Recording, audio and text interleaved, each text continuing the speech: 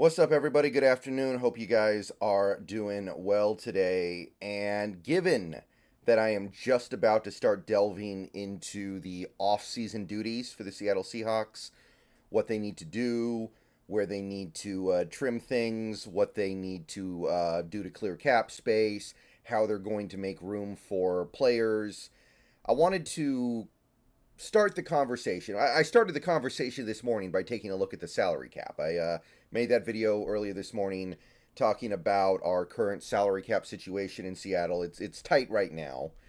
And now I want to talk about the state of the roster from a needs perspective. And I decided to do another tier list. I think that people like the tier lists. It's an easy way to sort things out and kind of get to some sort of a baseline of how you feel the team needs to tackle the upcoming offseason. So, what I've done is taken the team as of this very moment, as of right now, and taken every single position and sorted them into a tier list of how badly the Seahawks need to address that position this offseason.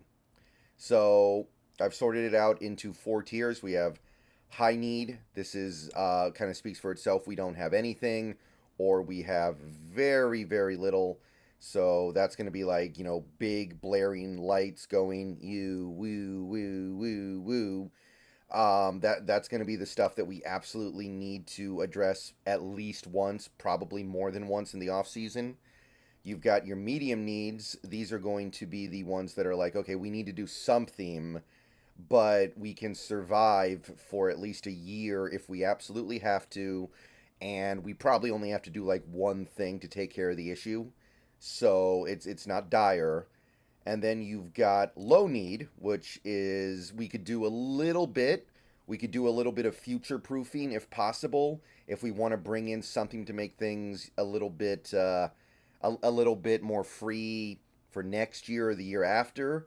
Great, but it's not something that we absolutely have to do. And we're fine as is at the position at the moment. And then there's no need where we don't have to do anything really. We could do a little bit if we really wanted to, if the opportunities afforded us, but it's not a prerequisite at all. We would be fine going into the season with what we have. Pretty self explanatory, but I wanted to go ahead and lay down where we stand as of right now to me. This is as we speak, with the roster being in the state that it's expected to be in based on the current contracts. And over the next couple weeks, this will change based on decisions made. But as of right now, the way I see it, we have no need to address these seven positions. We have running back, left tackle, outside cornerback, slot cornerback, strong safety, kicker, and punter. For one reason or another. Running back, we probably are going to need to get a fourth guy, but that guy is going to just need to be a fourth guy. It's going to be like a UDFA seventh round pick. It's going to be some vet min guy. You've got Walker, who's great. You've got Charbonnet, who's great for what he is. You've got McIntosh that a lot of people are really excited for. You don't need to invest in another running back right now. So that to me is no need. Even though we probably will add a body, it's going to be somebody. It could end up being somebody like a Sir Roderick Thompson.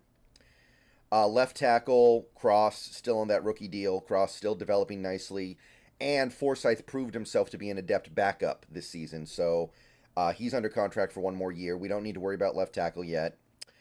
Outside cornerback, even if you don't believe in Woolen anymore, there are other guys on this roster like Brown.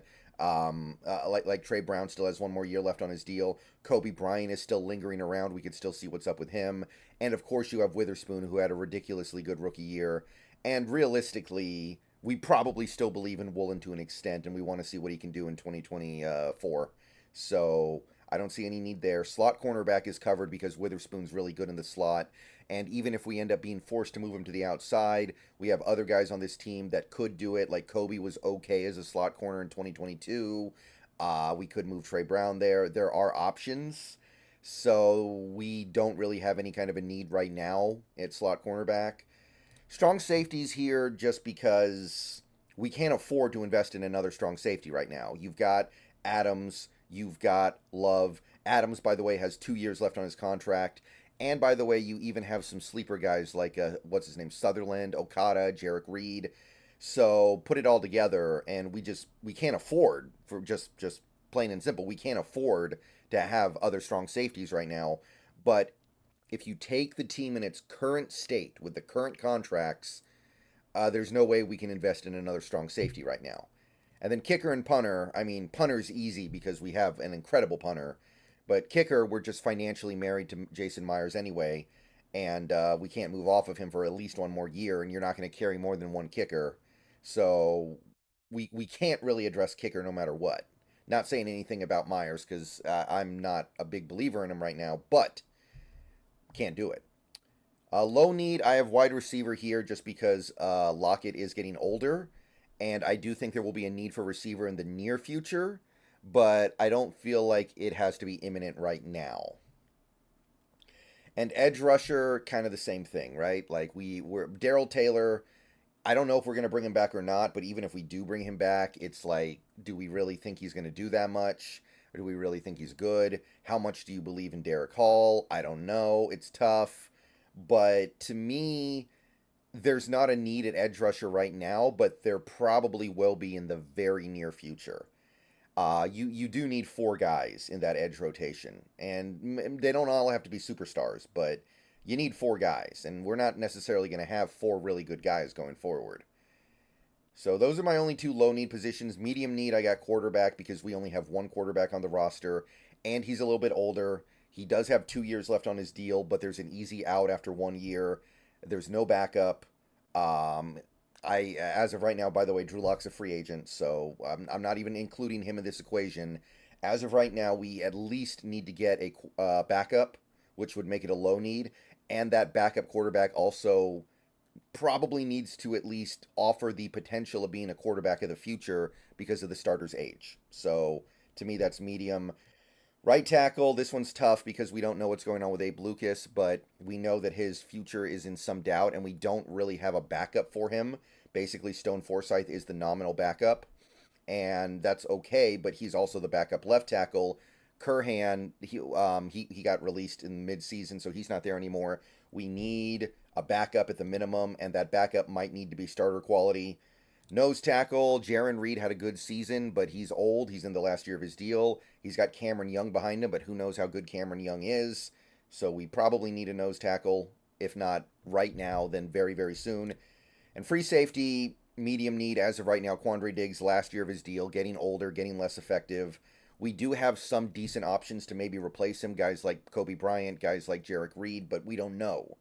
And there's no big investment in those guys yet either. So that's medium. And then you've got the high need guys, pretty obvious here. Tight end, we have one tight end on the roster right now in Disley, and last year of his deal, body breaking down, big one. Left guard, we literally don't have a left guard right now because all of our left guards are free agents. Center, we have one center on the roster. It's Oluwatimi. Who knows if we think he's a starter or not. But if we don't, then we need a starting center. Even if we do think he's the future starting center, which is okay, then you need a backup. But I'm going to put that in high need. Right guard, you have Anthony Bradford. I wouldn't hate rolling forward with him, but it's probably not a bad idea because we to put it in high need because we don't have anybody else right now. Everyone else is a free agent except for the true bottom of the barrel UDFA types. Defensive line, without Leonard Williams currently on the roster for 2024, it's got to be a high need because the only good guy we have is Draymond Jones. Linebacker, everyone's a free agent.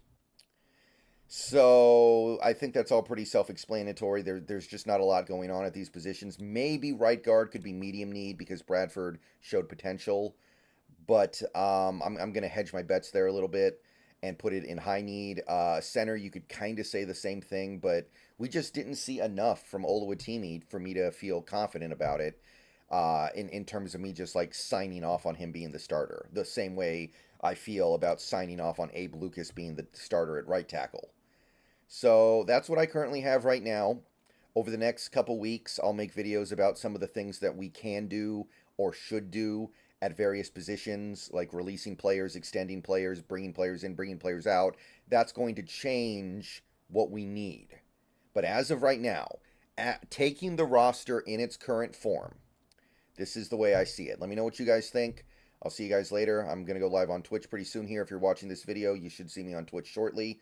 And yeah, see you guys later. Go Hawks.